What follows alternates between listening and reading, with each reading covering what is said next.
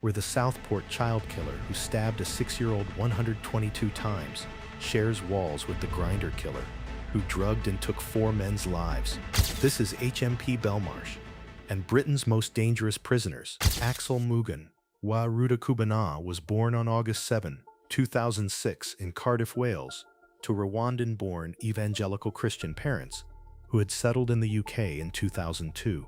The family later moved to Banks, a village in Lancashire. From early adolescence, Rudakubana showed signs that multiple agencies failed to act upon. Between 2019 and 2021, he was referred 3 times to Prevent, the government's anti-extremism program, after being found researching school shootings, uploading images of a foreign dictator, and browsing the London Bridge terrorist attack. Lancashire police responded to 5 calls from his home address. He was excluded from school, convicted of assaulting a fellow pupil with a hockey stick, and referred to the youth offending team. None of these agencies identified the threat he posed. In March 2022, police found him in possession of a knife. He told officers he wanted to stab someone. On July 13, 2024, then age 17, Rudakubana purchased 2 large kitchen knives from Amazon, using a VPN to encrypt his internet activity. He had also been producing ricin, a biological toxin capable of taking the lives of thousands, in his bedroom, and had downloaded an Al-Qaeda military training manual. On the morning of July 29, 2024, he caught a taxi from Banks to the Hart Space on Hart Street, Southport, a community studio hosting a Taylor Swift-themed yoga and dance workshop. 26 children, mostly aged 6 to 11, were inside making friendship bracelets and singing. Rudakubana walked upstairs, and within 30 seconds began stabbing them without a word. He stabbed BB King, 6, at least 120 times. Elsie Stancomb, 7, suffered at least 85 stab wounds.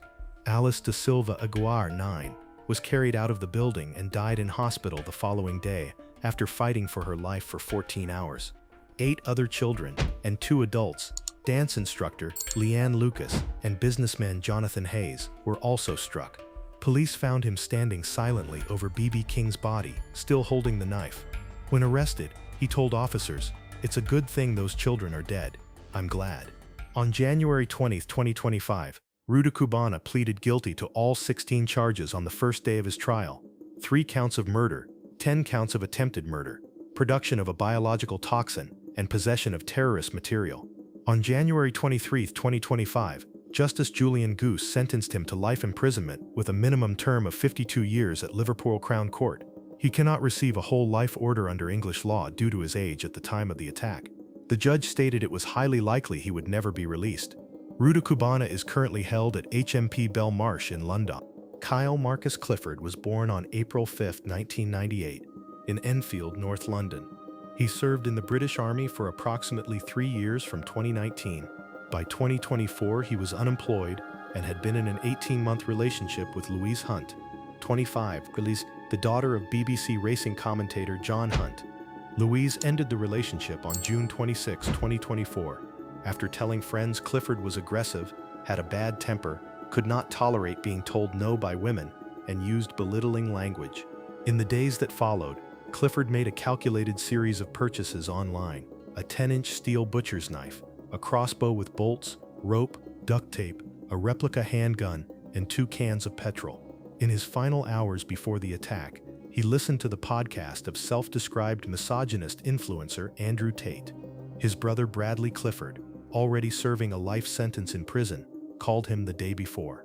They discussed the crossbow purchase on July 9, 2024, 13 days after the breakup. Clifford drove to the Hunt family home in Ashland Close, Bushey, Hertfordshire. He deceived Carol Hunt, 61, Louise's mother, into letting him inside by claiming he was returning Louise's belongings. Once inside, he stabbed Carol to death with the knife. He then left, returning with the crossbow. He disabled his phone, checked the whereabouts of John Hunt using Louise's device, and lay in wait for over an hour. When Louise arrived, he bound her with duct tape, raped her, and shot her dead with the crossbow. When Hannah Hunt, 28, Louise's sister, returned home from work that evening, he shot and took her life as well. Clifford then fled, shooting himself in the chest with the crossbow, before being found cowering in undergrowth at a cemetery in Enfield 22 hours later. The self-inflicted injury left him paralyzed from the chest down. He was subsequently brought to court in a wheelchair. He pleaded guilty to all 3 murders in January 2025, denied the rape at trial, and was convicted by a jury in March 2025 after just 45 minutes of deliberations. He refused to attend either his trial or his sentencing. On March 11, 2025, Justice Joel Benathan sentenced him to 3 whole life orders, describing him as a jealous man soaked in self-pity, a man who holds women in utter contempt. He will never be released. Juan Andres Mosquera was born on March 8, 1990, in Colombia. He worked in the adult film industry and had met Albert Alfonso, a 62-year-old British man, online in 2012 through a paid sexual arrangement. Over years of contact, Alfonso had come to regard Mosquera as a friend, inviting him to stay in London on multiple occasions and covering his costs generously: gym membership, language lessons, trips to Brighton, nights out. Mosquera repaid this hospitality by researching the value of Alfonso's flat in Shepherd's Bush, West London, and Googling how to strike a fatal blow to someone's head, while Alfonso's civil partner Paul Longworth, 71, was still alive in the next room. On July 8, 2024, at the couple's flat on Scotts Road in Shepherd's Bush, Mosquera attacked Longworth with a hammer, taking his life and concealing his body in the divan storage underneath a bed. He had already purchased a chest freezer. Later that day, while Alfonso was filming an intimate encounter with Mosquera, as was normal in their arrangement, Mosquera produced a knife he had hidden beneath a cloth and stabbed Alfonso repeatedly in the torso, face, and neck. Police later viewed footage of this, recorded on cameras set up in Alfonso's bedroom. The couple's decapitated heads were subsequently found in the chest freezer in the hallway. Mosquera then dismembered both bodies, placed the remains into suitcases, and traveled 115 miles southwest to Bristol. On the night of July 10, he was seen on Clifton Suspension Bridge, acting suspiciously, one of his suitcases visibly leaking a red substance. A witness challenged him and filmed him. Mosquera knocked the phone away and fled. He was arrested at Bristol Temple Mead Station on July 13, 2024. At trial at Woolwich Crown Court, Mosquera denied murdering Longworth, claiming Alfonso had done it. The jury rejected this. He was convicted of both murders on July 21. On October 24, 2025, Justice Joel Benathan sentenced him to life imprisonment with a minimum term of 42 years. Mosquera smiled as he left the dock. He also pleaded guilty the same day to 3 counts of possessing child sexual abuse material, over 6,000 images and videos across categories A, B, and C. As a Colombian national, he faces deportation if ever released. The judge described the murders as premeditated and thoroughly wicked. Nicholas Prosper was born on December 18, 2005, in Luton, Bedfordshire. He was described by those who knew him as quiet and geeky, with a small friend group at school. He dropped out of sixth form college in Luton and became increasingly isolated. Unknown to his family, he had spent approximately a year planning what he intended to become the deadliest school shooting in British history. He studied the Sandy Hook massacre obsessively, explicitly seeking to surpass it.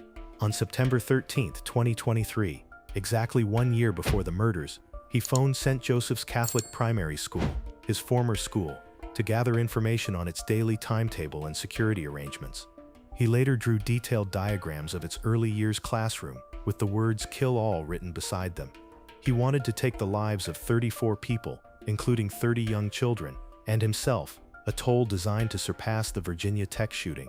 He planned the attack for a Friday the 13th. On September 12, 2024, Prosper used a meticulously forged firearms license to purchase a double-barreled shotgun and 100 cartridges from a licensed dealer for £650.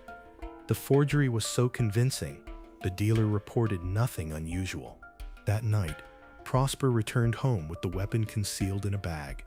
In the early hours of September 13th, he shot his mother, Juliana Falcon, 48, in the head as she attempted to take the gun from him. He placed a book titled "How to Kill Your Family" on her body. He then shot his sister, Giselle Prosper, 13, in the living room where she was hiding. His brother, Kyle Prosper, 16, ran to the kitchen. Prosper shot him twice and then stabbed him more than 100 times. When a neighbor knocked repeatedly on the door, Prosper fled earlier than planned, several hours before the school was due to open. He hid for over 2 hours, then flagged down police officers, showed them the hidden shotgun in a nearby field, and told them he wished he had taken more lives. He was described as cheerful upon arrest. On February 24, 2025, Prosper pleaded guilty to 3 counts of murder and associated weapons charges at Luton Crown Court. On March 19, 2025, Mrs. Justice Chima Grubb sentenced him to life imprisonment with a minimum term of 49 years. A subsequent bid to increase the sentence to a whole life order was dismissed by the Court of Appeal in July 2025. Nicholas Prosper is currently held at HMP Belmarsh. Daniel Hussein was born on May 10, 2002, of Iraqi Kurdish heritage, and was living with his mother in Kidbrooke, southeast London, at the time of the offenses. From a young age, he had been drawn to extremist content online, researching far-right ideologies, Norse mythology, and occult practices. By 2020, aged 17, he had been active for 2 years on a Satanist-themed internet forum called Becoming a Living God, where he sought advice about demonic pacts. Motivated by a belief that financial wealth could be obtained through ritualistic violence, Hussein drew up a handwritten contract in his own blood, addressed to a demon named King Lucifuge Rofakol, a figure from the historic black magic text, the Grand Grimoire. The pact committed Hussein to performing a minimum of 6 sacrificial acts every 6 months for as long as he was free. In return, he sought to win the Mega Millions Super Jackpot lottery of £321 million. He signed it with his name in blood. He bought knives from Asda, a black balaclava from Amazon, and registered on a lottery betting website. In the early hours of June 6, 2020, sisters Biba Henry, 46, and Nicole Smallman, 27, were celebrating Biba's birthday at a small gathering of friends in Friant Country Park, Wembley, North London. After the other guests had left, the 2 women remained alone, taking photographs together. Hussein had been watching from the darkness. He struck without warning, stabbing Biba Henry 8 times. Nicole Smallman fought back desperately and suffered 28 stab wounds before she was taken. Hussein dragged both bodies into undergrowth, where they lay undiscovered for 36 hours. During the attack, he cut his own hand, leaving his blood on both bodies. This DNA evidence ultimately led police to him. In his home, they found the blood pact, handwritten demon symbols, a book of spells, and losing lottery tickets. In the 10 days following the murders, Hussein spent £162.88 on lottery bets and won nothing. He was convicted of 2 counts of murder and possession of a knife at the Old Bailey on July 6, 2021, following a trial during which he denied all responsibility. On October 28, 2021, Mrs. Justice Whipple sentenced him to life imprisonment with a minimum term of 35 years. Daniel Hussein is held at HMP Belmarsh and will not be eligible for parole until July 2055. Stephen John Port was born on February 22, 1975, in Southend-on-Sea, Essex, and grew up in Dagenham, East London. He worked as a chef at a stagecoach bus depot in West Ham and lived alone in a flat on Cook Street, Barking. Port had a fixation on sex with unconscious young men, a preference he described as being for twinks. He met his victims through gay dating apps including Grindr, using fake profiles and false identities. He would invite men to his flat, secretly add lethal doses of the date rape drug GHB to their drinks, rape them while unconscious, and then panic when they failed to survive. He developed a pattern for what came next, dragging bodies outside and calling emergency services anonymously, or staging elaborate cover-ups. His first victim was Anthony Walgate, 23, a fashion student from Hull, who had come to London and occasionally worked as an escort. Port contacted him, posing as a client, in June 2014. Walgate came to the flat and died of a fatal GHB overdose. Port placed his body outside the front entrance and called an ambulance. Despite this, police found the death non-suspicious. Port was briefly jailed for lying to police, released and immediately reoffended. Gabriel Kavari, 22, a Slovakian man who had briefly lived with Port, was found dead in a nearby graveyard in August 2014. Daniel Whitworth, 21, a chef from Kent, was found in the same graveyard weeks later, with a forged suicide note in his pocket, written by Port to suggest Whitworth had accidentally taken Kavari's life. Jack Taylor, 25, a forklift driver from Dagenham, was murdered in September 2015, 3 months after Port's release. All 4 were disposed of within a mile of Port's flat. Despite the striking similarities, The Metropolitan Police failed to link the deaths for 15 months. Port was convicted of 22 offenses total: 4 murders, 4 rapes, multiple sexual assaults and druggings against 11 men. 7 survived their encounters with him. On November 23, 2016, he was found guilty at the Old Bailey. On November 25, 2016, Mr. Justice Openshaw sentenced Stephen Port to life imprisonment with a whole life order, meaning he will die in prison. Port is currently held at HMP Belmarsh. David James Copeland was born on May 15, 1976, in Hanworth, Hounslow, and grew up in Yateley, Hampshire.